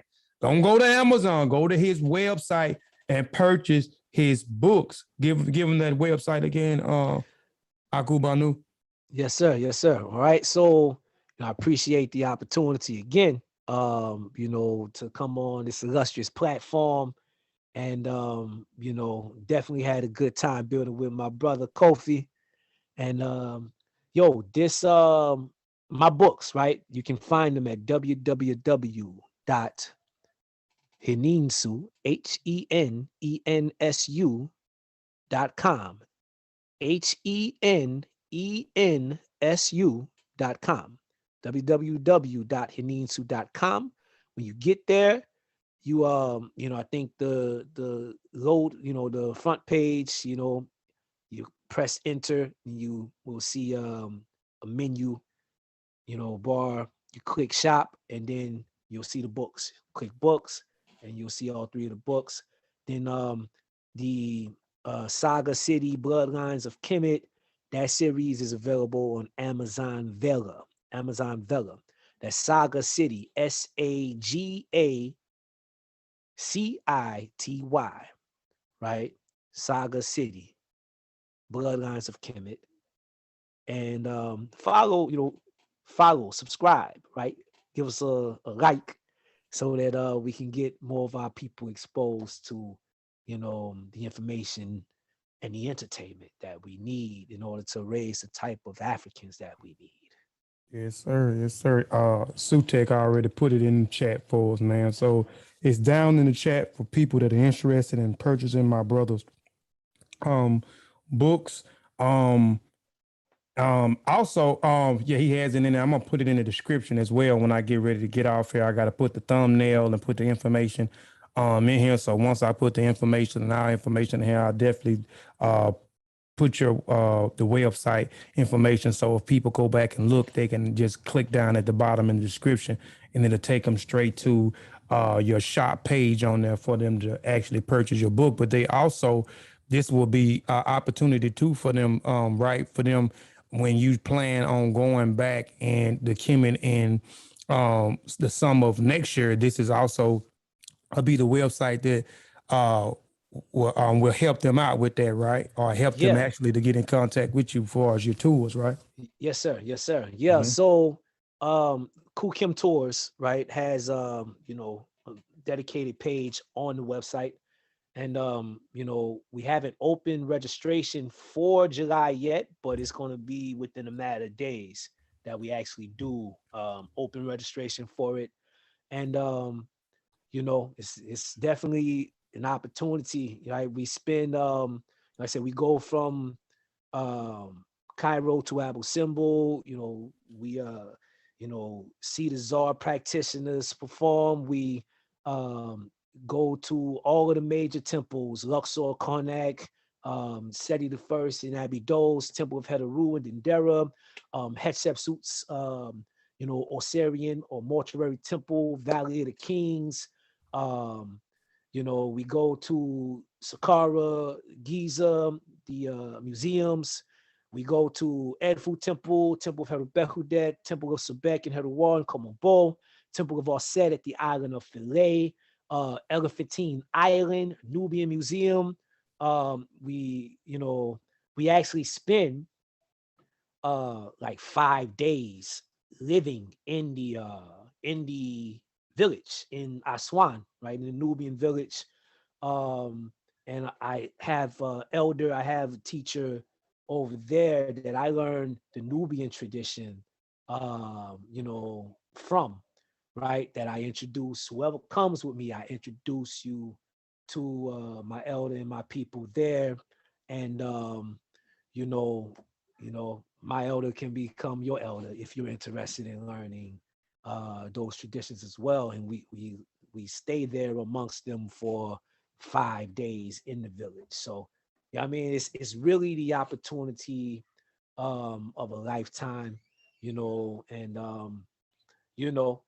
it'd be very dope if you got the chance to partake with us.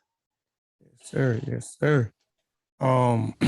So there you have it, man. So again, man, I appreciate you for coming on, man. I really do, man. Like I said, I've been trying to, I've been wanting to try to reach out and get you for a minute, man, and I'm glad I was able to bring you on, man, and you was able to drop some jewels, man, for us, man, and answer some of my questions because I'm nosy. That's the whole purpose of me doing these interviews is to be nosy and getting people business, but I be wanting people to know exactly how great these people are and actually what they doing.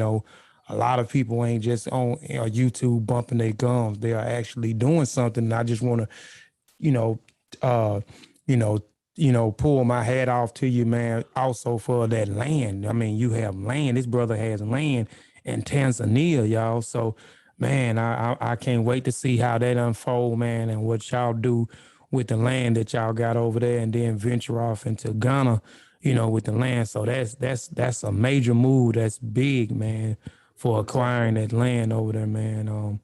And again, like I said, man, I appreciate you, man. If it's anything, and matter of fact, man, I'm gonna try to get back with you, man, because like I said, I'm trying to do this tour, and maybe you can kind of give me some advice or, point me in the right direction on what I need to do so I won't make any mistakes as well. But, and maybe just, tell you what we kind of actually doing, and you maybe can say, well, brother, I tried that didn't work, or yeah, brother, that'll work, man. So I'm gonna definitely get with you on that, because we definitely trying to have that off the ground. Our plan is to be in Gambia October of 2023 with the As I Learn, We All Learn tour.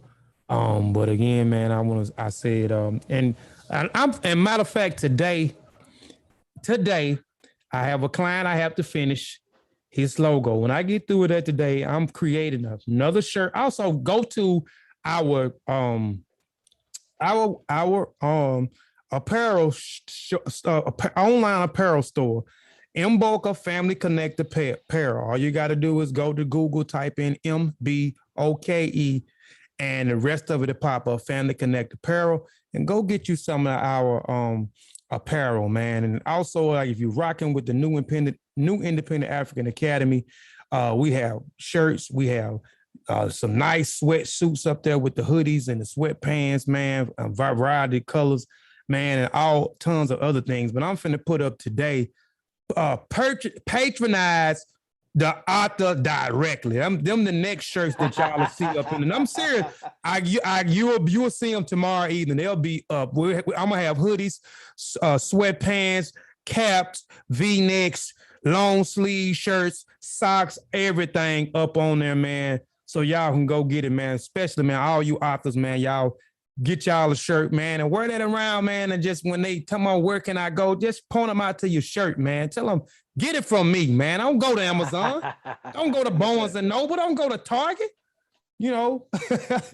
But yeah, man, we out here. I said ETM Hotep in the beginning, which means bring forth peace. So now I'm gonna say Shimim Hotep. Shimim Hotep just means to depart in peace. I want to say peace and Black African power. I appreciate everybody for tuning in. I appreciate everybody for the support. I appreciate those who stayed for the entire duration of the interview. Hope everybody enjoyed the interview like I enjoyed the interview. I hope somebody was able to get something and learn something out of this interview. I hope someone was able to get something and to apply the application to their life. So again, peace and Black African power. I'm going to leave y'all back with Oba Fumani, a song, a dope Pan-African RBG artist. I played him in the beginning. I was supposed to be interviewing him yesterday, man. I hate we weren't able to interview due to his schedule, and hopefully I'll be able to get this guy on the panel, because I had a whole lot of stuff dope stuff I wanted to talk about, far as with his music, but also his activism, because he's an activist as well, the things that he's doing in his community. So hopefully I'll be able to get him, but I'm going to leave y'all with this dope track by him. Nothing too long, but a dope track by him. I hope y'all enjoy it. You know what I'm saying? And reach out to that brother, man. All his music is on all streaming platforms. Oba Fumani. I can't even pronounce his last name because I'll tear it up. But we out of here, man.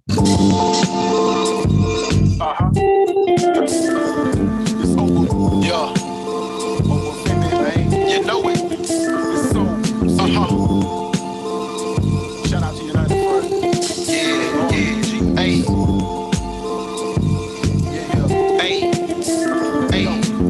Cognitive dissonance, colonized indigenous minds, bodies, innocence, European participants, Jesus no deliverance, rebellion with militants, culturally different, rape, murder incidents, justice no equivalence, lyrical abolitionists, ancestral reverence, soul music to resonance, mind sharp like elephants, melanin glow, elegance, imperial pestilence, governmental negligence, miracle black excellence, manipulate the elements, formulate with eloquence, bars to social relevance, United Snakes decadence, African-centered preference, our people set the precedence, MCE the delegates, go and check the references, eat it out the sediment, evaporate impediments, this shit excrement, our story indefinite, saying Kofi by increments, body temple instrument tuned into the infinite, over.